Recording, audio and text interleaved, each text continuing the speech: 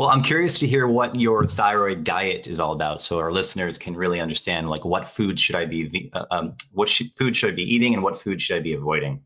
Yeah, so it kind of comes back to that, the two questions I just mentioned. What are the things that we might get through our diet that might be stressing our thyroid function?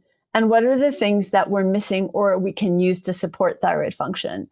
So let's start with the things that might be taxing. We already mentioned a couple. So gluten for people who have celiac disease or even who have non-celiac gluten intolerance, because it can cause a whole kind of avalanche of inflammation in the body that can affect the thyroid. And interestingly, celiac disease is kind of like a partner to thyroid disease. And a lot of physicians don't know that, but I always look for Hashimoto's in my patients with celiac, and I always look for celiac in my patients with Hashimoto's.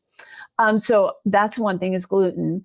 I look at dairy only because a lot of people, about 50% of people who eat dairy have an inflammatory reaction to it. And it can cause something called leaky gut, which can be associated with thyroid problems. So I'll usually have my patients take out gluten and dairy to start. Interestingly, artificial sweeteners have been shown, even just a week of using artificial sweeteners, so Splenda, NutraSweet, any of those things can have an impact on the thyroid. So those go out too. And then I try to put my patients on a generally low inflammation diet. So lots of vegetables, especially leafy greens, and we'll talk about those in just a minute because they have a special place with thyroid health. Good quality fats, good quality protein, and maintaining energy balance. Remember I said earlier that if your body is low on energy, then your adrenals will step in and your whole system will step in and try to keep you from spending too much energy. So when we have chronically low energy or low blood sugar, that triggers a whole response in the adrenals to slow the thyroid down to make you save that energy. So making sure that you're not getting low blood sugar is really important.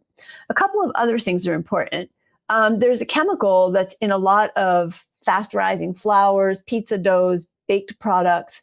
It's a mineral, actually. It's called bromide. But bromide can interact with the thyroid.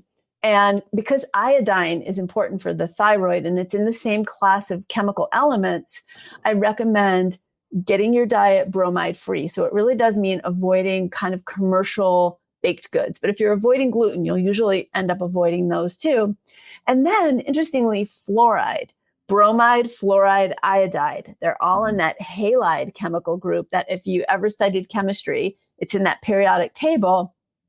Too much fluoride in the diet, whether it's from fluoridated water or you're getting it through other sources, even toothpaste, go to non-fluoride toothpaste, can help with thyroid function too. So those are some of the big picture things. Now, Drew, you mentioned earlier heavy metals. We're all getting exposed to persistent organic pesticides, plastics, heavy metals. These also act as thyroid binding disruptors.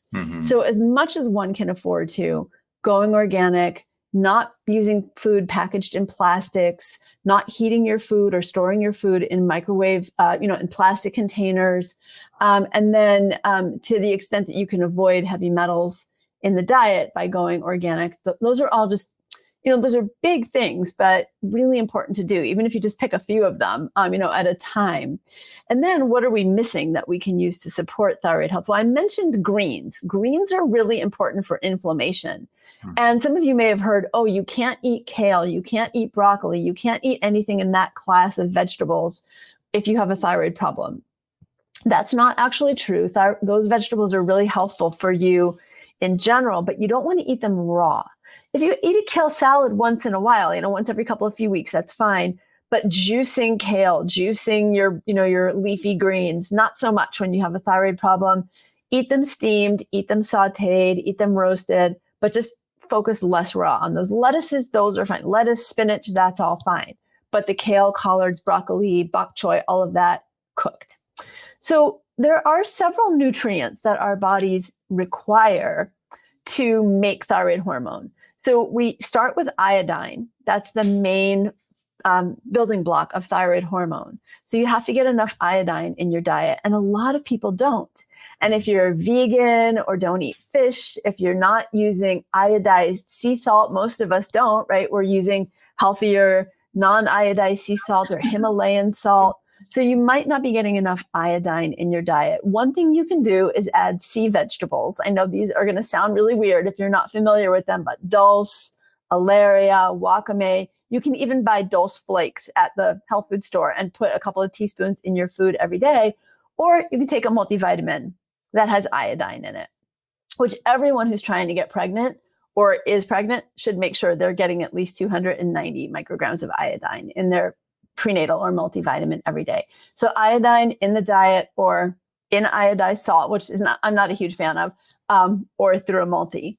And then selenium is another one. We do tend to get selenium in our diet through the soil, but it's really inconsistent. And, this is another thing. Soil has been studied. Foods have been studied for their nutrient content. And most of these nutrients are not in the soil the way they were 50 or 75 or 100 years ago, or in our food. So statistically, someone did a study in the UK looking at citrus. And to get the amount of vitamin C that our grandparents or great-grandparents would have gotten out of an orange, we'd have to eat 6 to 8 oranges now. So just to give you an example. Wow. Right. So supplementing, and I'm not a huge supplement physician. I don't prescribe supplements all the time. I don't take supplements every day myself, quite frankly.